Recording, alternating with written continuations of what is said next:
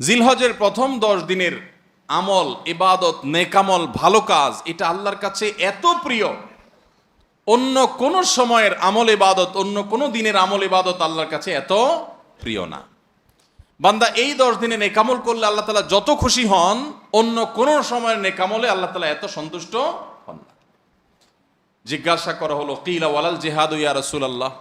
সাহাবীরা প্রশ্ন করলেন, হে আল্লাহর রাসূল, অন্য সময় আল্লাহর রাহে যদি কেউ জিহাদে যায়, অন্য সময় যদি জিহাদে রত হয়, তাহলে সেই আমলটার মর্যাদাও কি এই দশকের সাধারণ নেকামলের চাইতে উত্তম না? ওটা তো জিহাদ, জীবন বাজি রাখা। এই সময়ের সাধারণ নেকামলের চাইতে অন্য সময়ের জিহাদটাও কি উত্তম না? নবী সাল্লাল্লাহু আলাইহি সাল্লাম বলেছেন, ওয়ালাল জিহাদু ফি সাবিলিল্লাহ, অন্য সময়ের জিহাদও এই সময়ের সাধারণ নেকামলের চাইতে উত্তম না, ইল্লা, তবে অন্য সময়ের জিহাদ যদি কেউ এই পর্যায়ে করে যে তিনি তার জান মাল সবকিছু নিয়ে জিহাদে গেছেন, কিন্তু কিছু নিয়েই ফিরে আসতে পারেন না, সব আল্লাহর রাহে কোরবানি করে দিয়েছেন, এই লোকের কথা ভিন্ন, তার মর্যাদা সবকিছুর উপরে। তাহলে এই দশকের নেকামল, এই দশকের ইবাদত বন্দেগীর মর্যাদা এত বেশি ভাইরা আমার, যে আল্লাহ রাব্বুল আলামিনের কাছে বছরের অন্য কোন সময়ের কোন আমল, এমনকি জেহাদও, সাধারণ জেহাদও এই দশকের নেকামলের চাইতে বেশি প্রিয় না। এ হাদিস থেকে, বুখারীর এ হাদিস থেকে আমরা কি বুঝলাম? যে এই দশক আল্লাহ সুবহানাহু ওয়া তাআলার কাছে ইবাদতের দশক, নেকামলের দশক, মর্যাদার দশক, ফজিলতের দশক। আল্লাহ রাব্বুল আলামিন এই দশকের কদর করার তৌফিক আমাদের সবাইকে দান করুন। ভাইরা আমার, বিশ্ববিখ্যাত হাদিসবেত্তা হাফেজ ইবনে হাজার আসকালানী রাহমাতুল্লাহি আলাইহি জিলহজের প্রথম দশক সম্পর্কে বলেছেন, জিলহজের প্রথম দশকের এত মর্যাদা কেন বেশি ভাই? কারণ সমস্ত ইবাদাতের সমাহার এই দশকের মধ্যে আছে। ইসলামের যে মৌলিক ইবাদতগুলো আছে, প্রায় সব মেইন সব ইবাদতগুলোর সমাহার এই দশকে আপনি খুঁজে পাবেন, এমনকি রমজানেও পাবেন না সব। এই দশকে সবগুলোর সমাহার পাবেন। কিভাবে? এই দশকে আমরা দেখি যে প্রথমত ঈমান তো 12 মাসের আমল, অন্য সময়ও আছে, এই সময়ও আছে। 5 ওয়াক্ত নামাজ 12 মাসের আমল, অন্য সময়ও পড়তে হয়, এই দশকেও পড়তে হয়। রোজা রমজান মাসে আছে, এই দশকেও রোজা আছে। প্রথম 9 দিনই রোজার কথা হাদিসে আছে, আবার বিশেষভাবে আরাফাতের দিন রোজার কথা আছে। তাহলে ইসলামের তৃতীয় রোকন রোজা। রোজা অবশ্য হজ হলো তৃতীয়, জাকাত হলো তৃতীয় রোকন। জাকাত অন্য সময় দেওয়া যায়, এই সময়ও দেওয়া যায়, তাহলে জাকাত আদায়যোগ্য সময় এটা। আবার রোজারও আমল এই দশকের মধ্যে আছে। আর হজ তো হয়ই এই দশকে, হজের মূল কাজই হলো এই দশকে, ফরজ কাজগুলো সব এই দশকেই হয়ে যায়। তাহলে এই দশকে ঈমান আছে, নামাজ আছে, জাকাত আছে, রোজা আছে, হজ আছে, আবার কোরবানি আছে, আবার জিকিরের জন্য আলাদা নির্দেশ আছে। এই দিনগুলোতে বিশেষভাবে আল্লাহর জিকির করো, আছে না নাই ভাই? তাহলে আমরা কি বুঝলাম? এই দশকে সমস্ত ইবাদতের কি আছে? সমাহার আছে, সমস্ত ইবাদতের নজির আছে। এই জন্য এই দশকের মর্যাদা অনেক বেশি। আল্লাহ রাব্বুল আলামিন এই দশকের মর্যাদা এবং কদর আমাদের সবাইকে করার তৌফিক নসিব করুন। ভাইরা আমার, এই দশকের মর্যাদা নিয়ে আমরা কথা বাড়াতে চাই না, এবার আমরা করণীয়তে চলে যাই। কি করব আমরা? আমরা কোরআন এবং হাদিসের আলোকে 11টি আমলের কথা বলতে পারি। এই 11টি আমল এই দশকের জন্য খাস, স্পেশাল। নাম্বার 1 নম্বর এই দশকের আমল হলো বেশি বেশি আল্লাহর জিকির করা। কি করা? বেশি বেশি আল্লাহর জিকির করা। কারণ কোরআনে কারিমের সূরা তাওবাতে আল্লাহ রাব্বুল আলামিন এই দশককে ইঙ্গিত করে বলেছেন যে তোমরা আল্লাহ তাআলার জিকির করো ফি আইয়ামিম মাদুদাত, নির্দিষ্ট দিনসমূহে, নির্ধারিত দিনগুলোতে তোমরা আল্লাহর জিকিরে মাশগুল থাকো। এখানে আল্লাহর জিকির যে নির্দিষ্ট দিনগুলোতে রাখার কথা বলা হয়েছে, সেই আয়াতের ব্যাখ্যা আবারও তাফসীর ইবনে কাসিরে এবং ইবনে আব্বাস রাদিয়াল্লাহু তাআলা সহ আরো অন্যান্য মুফাসসিরদের থেকে বর্ণিত হয়েছে যে নির্দিষ্ট দিন বলতে জিলহজের প্রথম 10 দিনকে আল্লাহ তাআলা মিন করেছেন। এই 10 দিনই তোমরা আল্লাহর জিকিরে বেশি বেশি করে আল্লাহ তাআলার জিকির করো। তাহলে জিকির শুধু না, পরিমাণে বাড়িয়ে বাড়িয়ে বেশি বেশি পরিমাণে জিকির করতে হবে এই দশকে। আল্লাহ তাআলার স্মরণ অন্তরে হবে, মুখে আল্লাহ তাআলার জিকির চলবে, কাজের মাধ্যমে জিকিরের আমল চলবে, অন্তরের স্মরণের মাধ্যমে, মুখে জিকিরের মাধ্যমে। কোরআনের তেলাওয়াত একটা জিকির, তাসবিহগুলো একটা জিকির, তাহমিদ আল্লাহর প্রশংসা একটা জিকির, এরকম যত জিকির আছে এই দশক হলো জিকিরের দশক। সবচেয়ে বেশি জিকির চলবে, সবচেয়ে বেশি কি চলবে?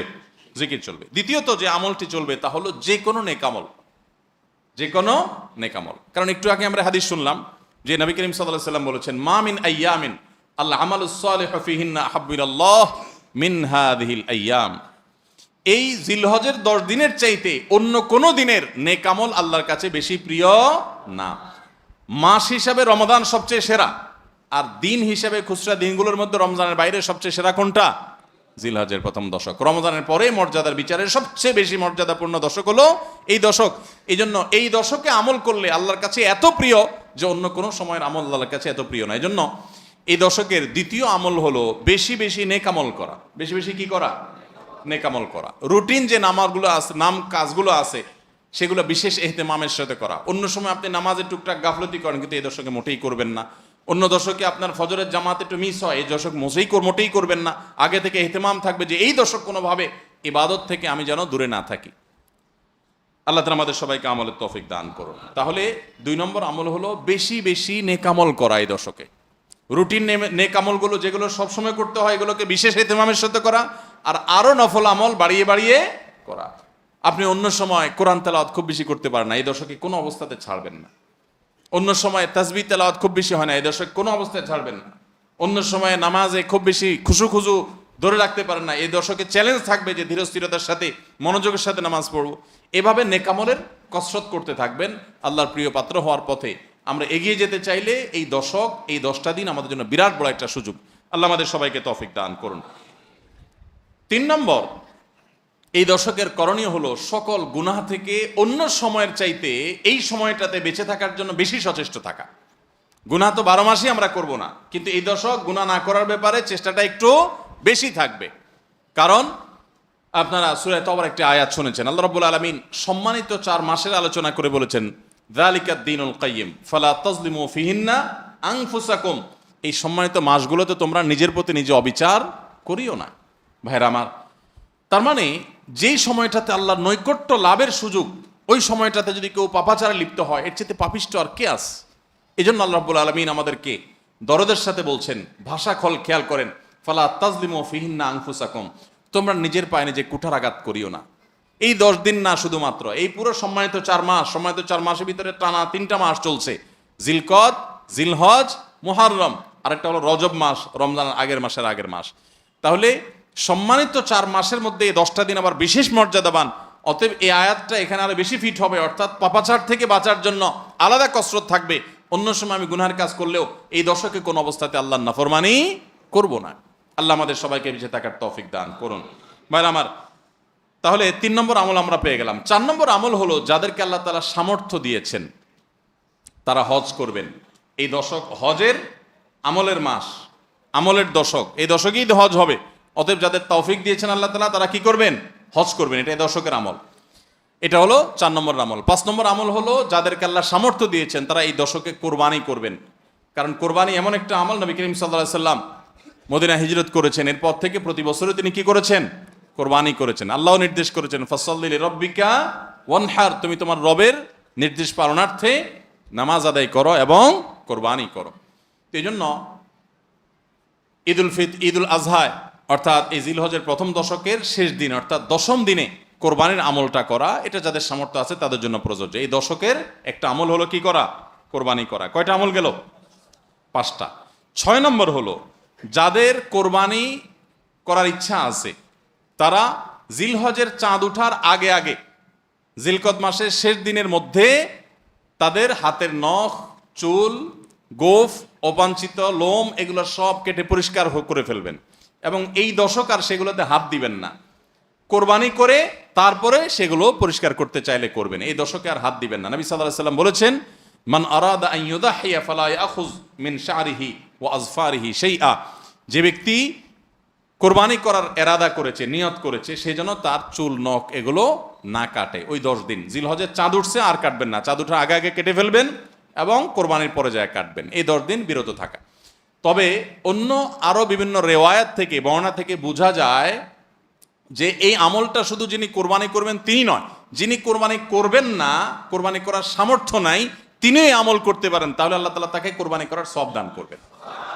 এমনকি কোন সালাফ, কোন সাহাবী থেকে এই আমলও বর্ণিত আছে যে বাসার বাচ্চা কাচ্চা যারা আছে তাদেরকেও এই দশকে চুল নখ ইত্যাদি কাটতে নিষেধ করেছেন। তাহলে চুল নখ ইত্যাদি কাটা থেকে বিরত থাকা এই 10 দিন, আগে কাটা এবং পরে কাটা, এই 10 দিন না কাটাকাটি না করা, এটা একটা মুস্তাহাব আমল। এবং প্রায় সব ফুকাহে কেরাম এই ব্যাপারে একমত হয়েছেন। মওসুয়া ফিকহিয়া কুয়েতিয়ার মধ্যে লেখা হয়েছে যে ইত্তাফাকাল ফুকাহা, সব ফকিগণ প্রায় একমত যে এই দশকে যিনি কোরবানি করবেন তিনি তো বটেই, কোরবানি যিনি করবেন না তাদের তরফ থেকেও চুল নখ এগুলা কাটা থেকে বিরত থাকা মুস্তাহাব। তাহলে 6 নম্বর আমল গেল চুল নখ ইত্যাদি এই দশক না কেটে থাকা। 7 নম্বর আমল হলো এই দশকে বেশি বেশি তাকবীর পাঠ করা। এটা তাকবীরে মুতলাক বলা হয়, সাধারণ তাকবীর। আল্লাহু আকবার, আল্লাহু আকবার, লা ইলাহা ইল্লাল্লাহ, আল্লাহু আকবার, আল্লাহু আকবার, ওয়ালিল্লাহিল হামদ। এই তাকবীরটা হলো মিন শাআইরিল ইসলাম, এটাকে আমরা করতে পারি। ইসলামের যে নিদর্শনগুলো আছে সেগুলোর মতো করে এই তাকবীরটা আমরা পাঠ করব, এমনভাবে পাঠ করব যে অলিতে গলিতে রাস্তাঘাটে সব জায়গায় তাকবীরের ধ্বনি চলতে থাকবে, কারোর ডিস্টার্ব করে না, মৃদু কণ্ঠে সব জায়গায় গুনগুনিয়ে আমাদের মুখ থেকে তাকবীর চলবে। জিলহজের প্রথম দশকে এই আমলটা সম্পর্কে নবী করিম সাল্লাল্লাহু আলাইহি ওয়াসাল্লামের ভাষ্য খেয়াল করেন। তিনি বলেছেন ফাকসিরু ফীহিন্না মিনাত তাকবীরি ওয়াত তাহলিলি ওয়াত তাহমিদ। জিলহজের প্রথম দশক যখন শুরু হয় তোমরা বেশি বেশি করে তাকবীর পড়ো, বেশি বেশি করে তাহমিদ পড়ো, বেশি বেশি করে তাহলিল পড়ো, অর্থাৎ আল্লাহু আকবার, আল্লাহু আকবার, লা ইলাহা ইল্লাল্লাহ, আল্লাহু আকবার, আল্লাহু আকবার, লিল্লাহিল হামদ, এটা বেশি বেশি করে পাঠ করো। এটা নবী সাল্লাল্লাহু আলাইহি ওয়াসাল্লাম নির্দেশ করেছেন। তাহলে কয় নম্বর আমল গেল? 7 নম্বর আমল বেশি বেশি করে তাকবীর তাহমিদ তাহলিল পড়া। 8 নম্বর আমল হলো এই তাকবীর তাহমিদ তাহলিলটাই বিশেষভাবে পড়া। 7 নম্বরটা হলো সাধারণভাবে রাত দিন যতক্ষণ পারেন বেশি বেশি পড়বেন, কোনো সময় ফিক্স নাই, এবং 10 দিন ফুল। আর 8 নম্বর আমল হলো এই তাকবীরটাই নির্দিষ্ট সময় নির্দিষ্ট দিনগুলোতে বিশেষভাবে পড়া। সাধারণভাবে তো পড়বেনই, আর বিশেষভাবে পড়বেন। বিশেষভাবে কখন? আইয়ামে তাশরিকে। আইয়ামে তাশরিক কাকে বলা হয় ভাই? জিলহজের 9 তারিখ ফজরের পর থেকে নিয়ে জিলহজের 13 তারিখ আসর পর্যন্ত, জিলহজের 9 তারিখ ফজর থেকে নিয়ে জিলহজের 13 তারিখ আসর পর্যন্ত প্রত্যেক নামাজের পর সবাই যার যার জায়গা, পুরুষরা সরবে আর মা বোনরা বাসা বাড়িতে নীরবে তারা তাকবীর পাঠ করবেন। আল্লাহু আকবার, আল্লাহু আকবার, লা ইলাহা ইল্লাল্লাহ, আল্লাহু আকবার, আল্লাহু আকবার, ওয়ালিল্লাহিল হামদ। প্রত্যেক নামাজের পরে একা একা পড়েন আর জামাতে পড়েন, সর্বাবস্থা। জামাতে পড়লে ইমামের সাথে তাল মিলায় পড়তে হবে জরুরি না, প্রত্যেকে যার যারটা শেষে পড়বেন। মনে থাকবে তো ইনশাআল্লাহ? তাহলে 8 নম্বর আমল হলো আইয়ামে তাশরিক, অর্থাৎ জিলহজের 9 তারিখ থেকে 13 তারিখ পর্যন্ত প্রত্যেক নামাজের পরে তাকবীরগুলো জোরে জোরে পাঠ করতে থাকবো ইনশাআল্লাহ। 9 নম্বর আমল হলো জিলহজের 1 তারিখ থেকে 9 তারিখ পর্যন্ত এই 9 দিনই নফল রোজা রাখা।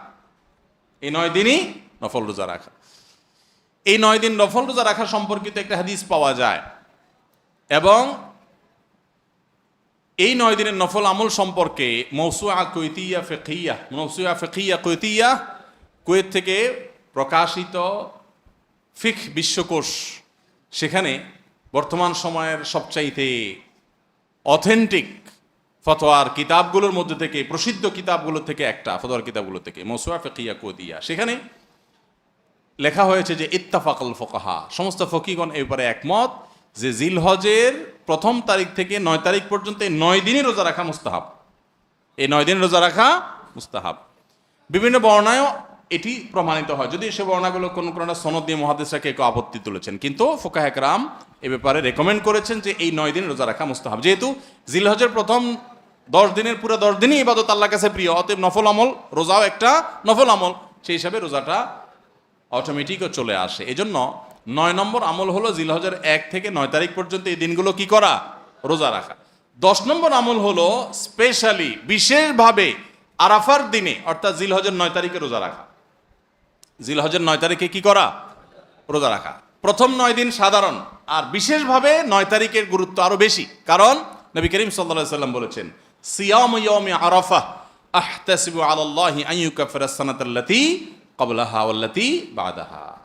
আরাফাত দিনের রোজা অর্থাৎ জিলহজের 9 তারিখের রোজা, এই রোজার সম্পর্কে আল্লাহর কাছে আমার ধারণা, আল্লাহর প্রতি নবী সাল্লাল্লাহু আলাইহি ওয়াসাল্লাম বলছেন যে আমার ধারণা যে এই রোজার বিনিময়ে আল্লাহ তাআলা 1 বছর পূর্বের আর 1 বছর পরের অর্থাৎ আগামী 1 বছর এবং গত 1 বছরের গুনাহ আল্লাহ তাআলা মাফ করে দিবেন।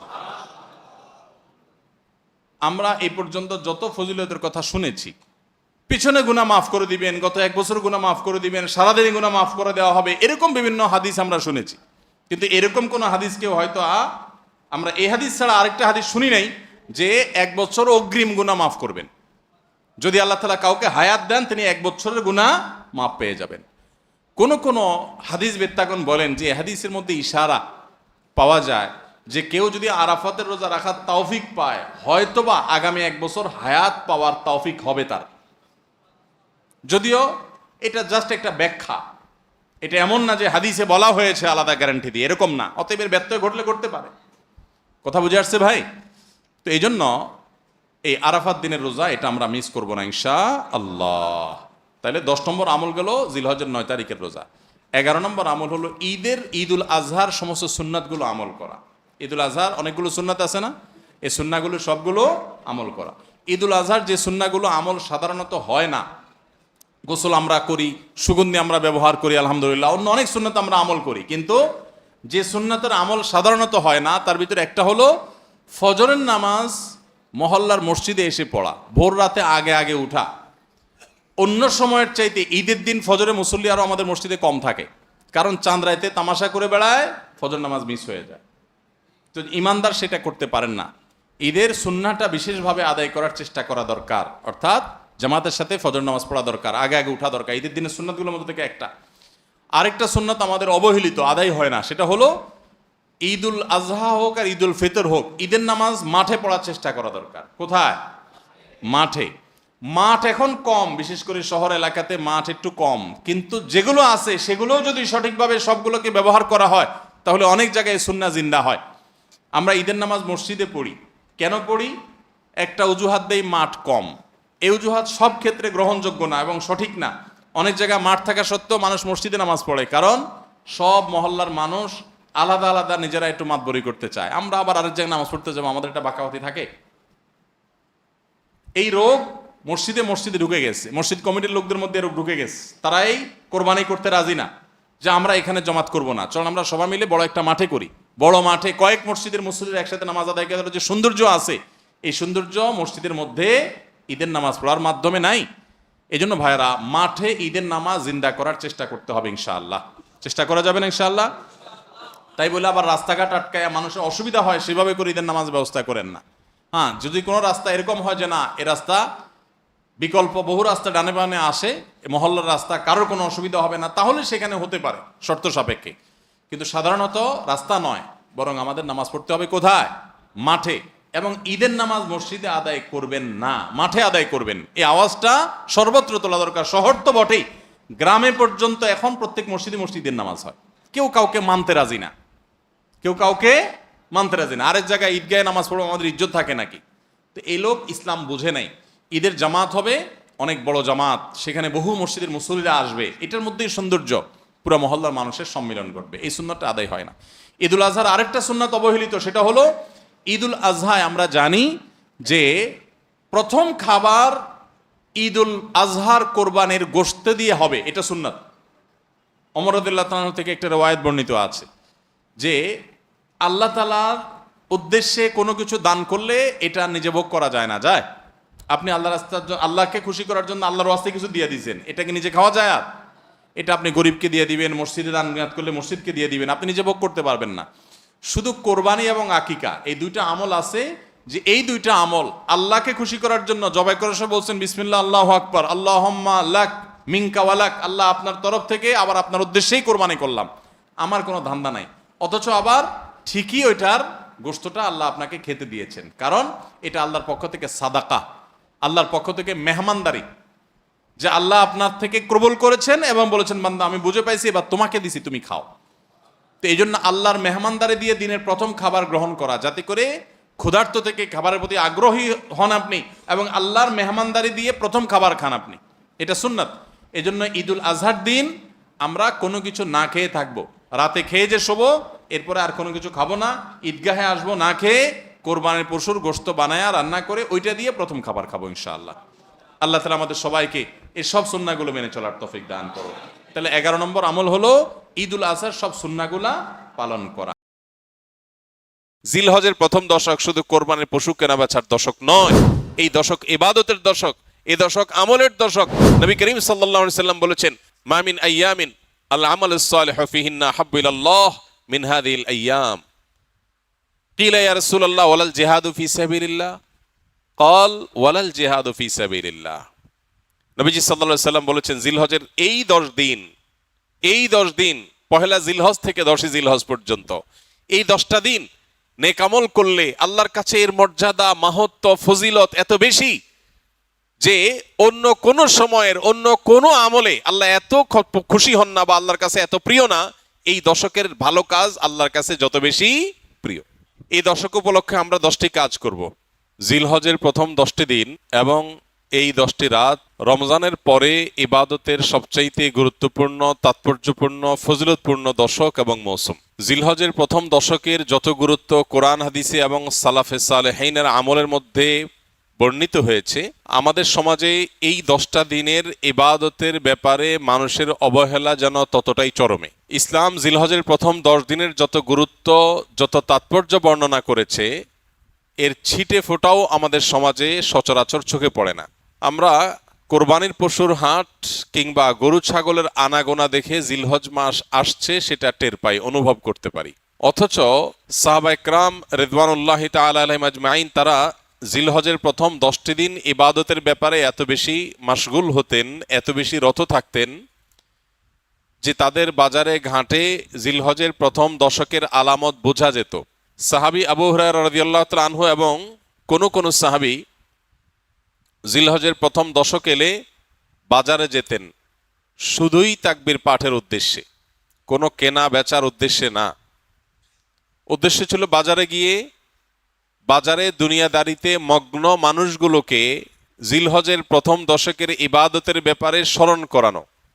এই জন্য বাজারে গিয়ে এই দশকে বলতেন আল্লাহু আকবার, আল্লাহু আকবার, লা ইলাহা ইল্লাল্লাহু, আল্লাহু আকবার, আল্লাহু আকবার ওয়া লিল্লাহিল হামদ।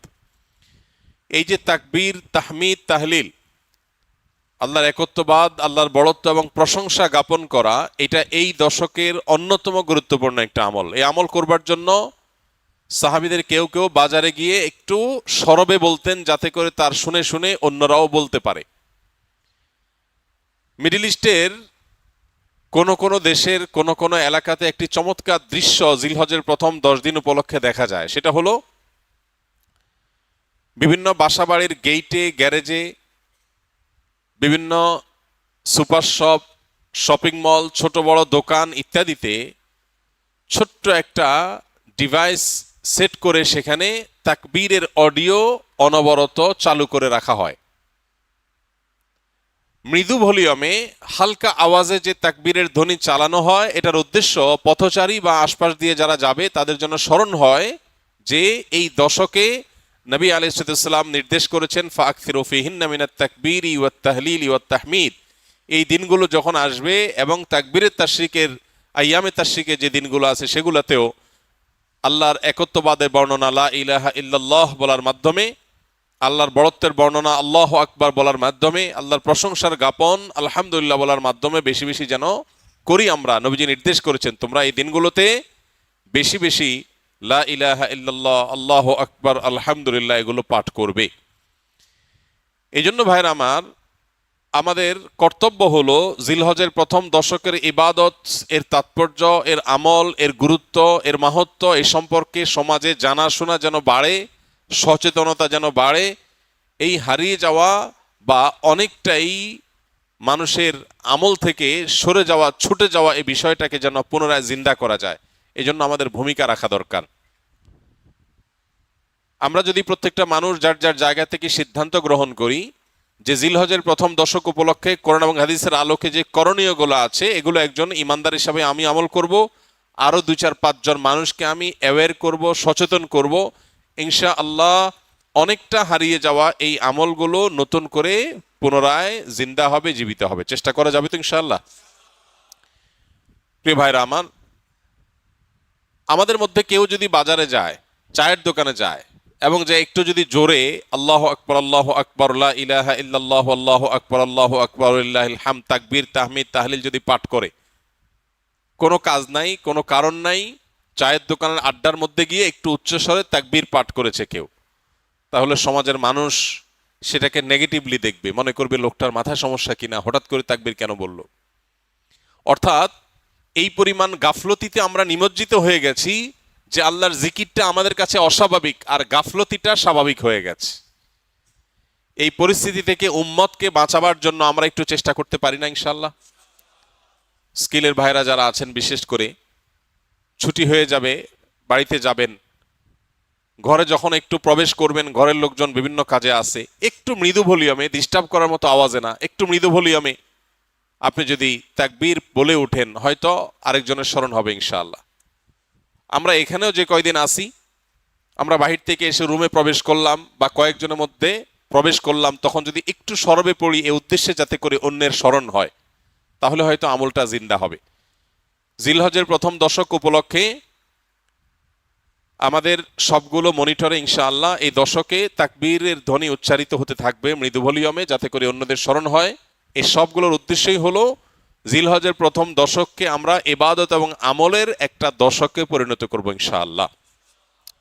রমজান মাসে আলহামদুলিল্লাহ কম হোক বেশি হোক, ভুল হোক ভালো হোক মন্দ হোক, মিলিয়ে ঝুলিয়ে আমল করার একটা চেষ্টা আমাদের সমাজে আছে, কিন্তু জিলহজের প্রথম দশক উপলক্ষে নেক আমল বা ইবাদতের তেমন কোনো কাজ দেখা যায় না। কাজ একটাই, কোরবানির গরু ছাগল কেনা বেচা। এছাড়া এই দশকের আর কিছু চোখে পড়ে? চোখে পড়ে না।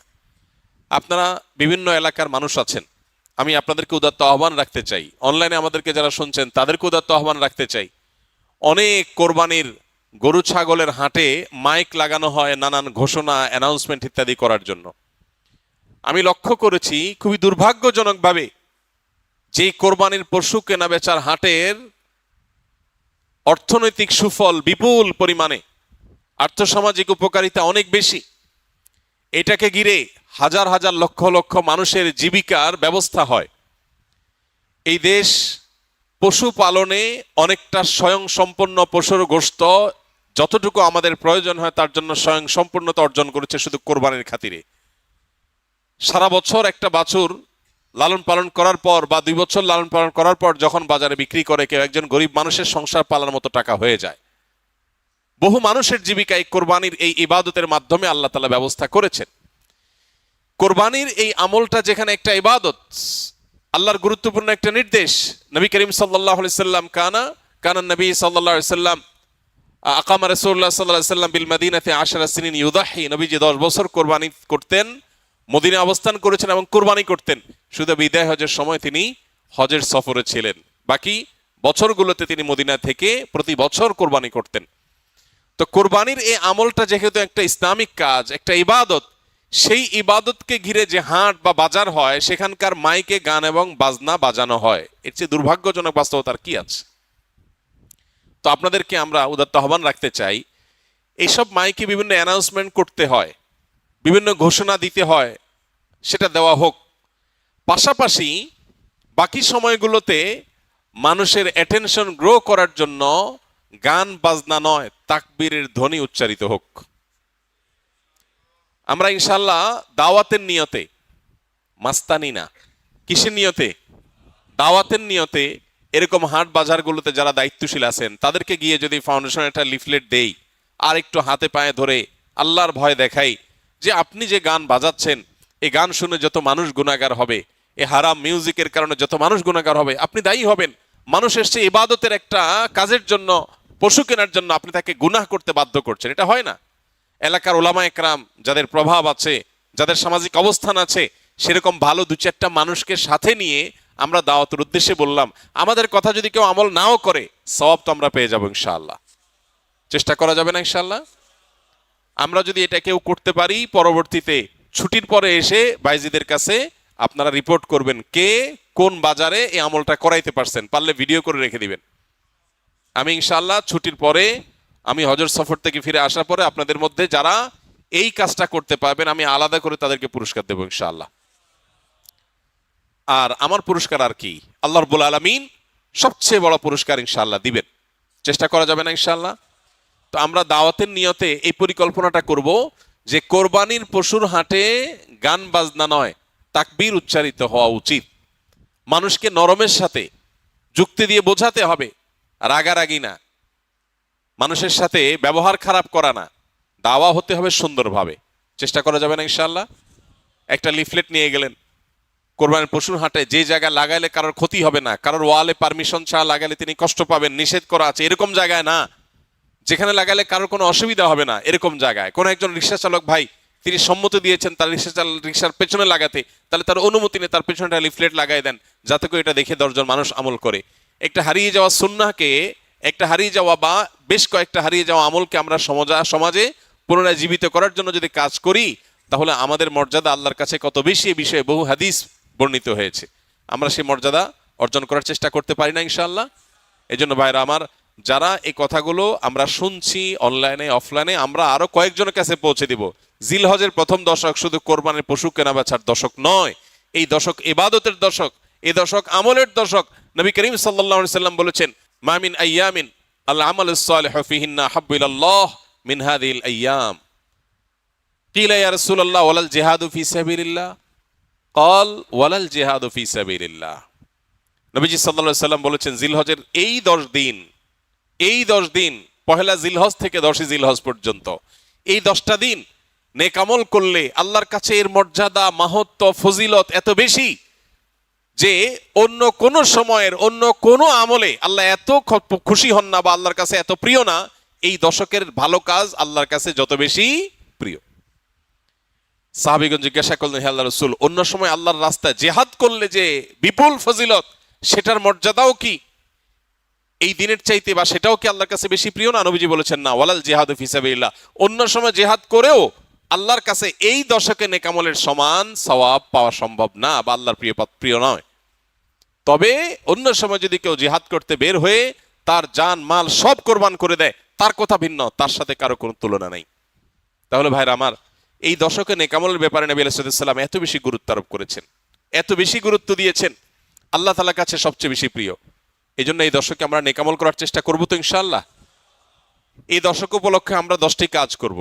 নাম্বার 1, এই দশক উপলক্ষে সাধারণ যে নেক আমলগুলো আছে, রুটিন যে ভালো কাজগুলো আছে, এগুলো বেশি বেশি করব। কারণ এই যে মাত্র যে হাদিসটা শুনলাম যে এই দশকের ভালো কাজ আল্লাহর কাছে সবচেয়ে বেশি প্রিয়, অতএব আল্লাহর কাছে যেহেতু সবচেয়ে বেশি প্রিয়, রমজানের পরে, রমজান তো মাস হিসাবে সবচেয়ে সেরা, দিন হিসাবে সবচেয়ে সেরা এই দশক, এই দশকের আমল যেহেতু আল্লাহর কাছে বেশি প্রিয়, অতএব এই দশকে যে কোনো ভালো কাজ, 5 ওয়াক্ত নামাজ পুরুষরা জামাতের সাথে তাকবীরুল্লাহর সাথে যতটা গুরুত্বের সাথে সম্ভব পড়বো, আর মহিলারা সময় মতো যথাসম্ভব উত্তম উপায়ে আমরা নামাজ পড়বো। এর বাইরে নফল নামাজগুলো পড়ার চেষ্টা করবো, ইশরাক তাহাজ্জুদের চেষ্টা করবো ইনশাআল্লাহ। যত নফল আমল করা যায়, ফরজ আমলগুলোর ইহতিমাম বা গুরুত্ব আরোপ করা যায় সেগুলো করব। 1, নেক আমল করা বেশি বেশি, কোরআন তেলাওয়াত, জিকির, আজকার সবগুলো। নাম্বার 2, যত রকম গুনাহ এবং পাপের কাজ আছে এগুলো সারা বছরই নিষিদ্ধ, হারাম। হারাম তো সারা বছরই হারাম। যে আমল, যে কাজ গুনাহ, সেটা সারা বছর করাটাই গুনাহ, কিন্তু এই দশকে করাটা বিশেষভাবে নিষিদ্ধ এবং এই দশকে করাটা বিশেষভাবে জঘন্য। কারণ যে দশকে আল্লাহর কাছে নেকামল করা প্রিয়, সে দশকে আপনি বদামল করলেন, সেটা আরো জঘন্য হবে না?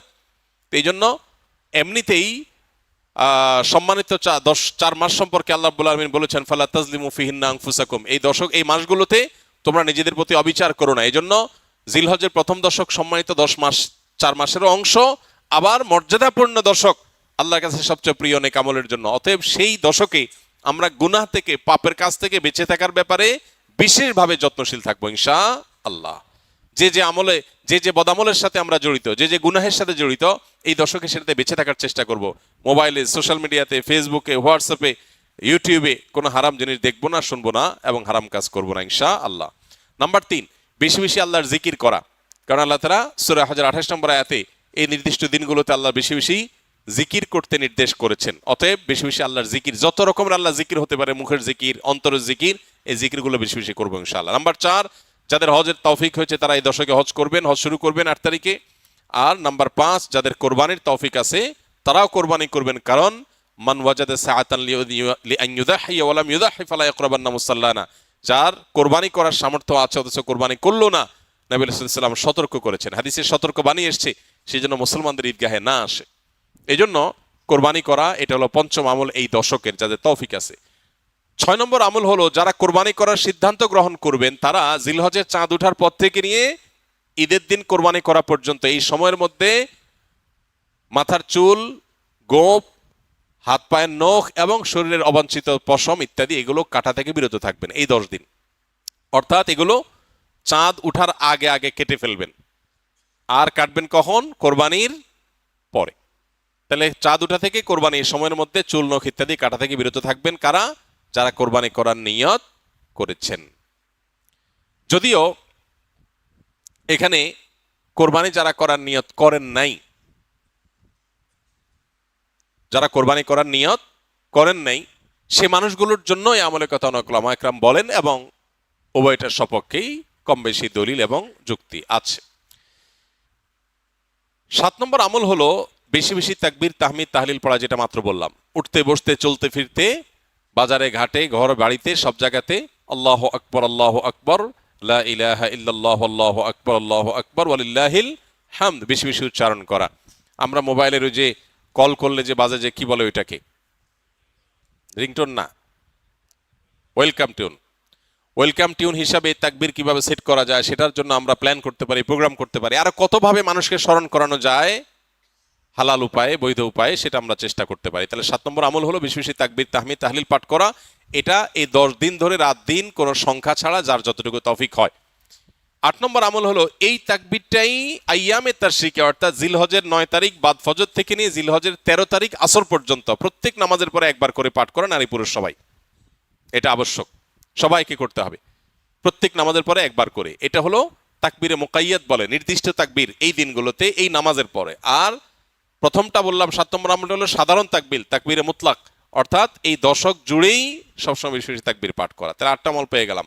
9 নম্বর আমল হলো জিলহজের 9 তারিখে রোজা রাখা। যারা আরাফায় যেতে পারেন নাই, বিশ্বজুড়ে যে মুসলমানরা আছেন তারা এই দিন রোজা রাখবেন। এই দিনে রোজা রাখলে কি লাভ হবে? নবী আলাইহিস সালাম বলেছেন, আহতাসিবু আল্লাহ আইয়ুকাফিরাস সানাতাল্লাতী ক্বাবলাহু ওয়াল্লাতী বা'দাহ। অর্থাৎ জিলহজের 9 তারিখে আরাফাত দিনে রোজা রাখলে কেউ তার 1 বছর আগের আর বেঁচে থাকলে অগ্রিম 1 বছর পরের গুনাহ আল্লাহ মাফ করে দিবেন। অর্থাৎ সগীরা গুনাহগুলো আল্লাহ তাআলা মাফ করে দিবেন। এজন্য এই আমলটা করার চেষ্টা করা। শুধু জিলহজের 9 তারিখই নয়, অনেক উলামা ইকরাম জিলহজের 1 থেকে 9 পর্যন্ত এই সবগুলো দিনকে রোজা রাখাটাকে মুস্তাহাব বলেছেন। আর 10 নম্বর আমল হলো ঈদের দিনে যে সুন্নাহগুলো আছে সেগুলো পালন করা। অতএব জিলহজের এই দশককে আমল এবং ইবাদত দিয়ে সাজাবার চেষ্টা করব তো আমরা ইনশাআল্লাহ। বেশি বেশি তাকবীর, তাহলিল, তাহমিদ নিজেরা পড়বো, অন্যদেরকে উদ্বুদ্ধ করব, চেষ্টা করা যাবে না ইনশাআল্লাহ।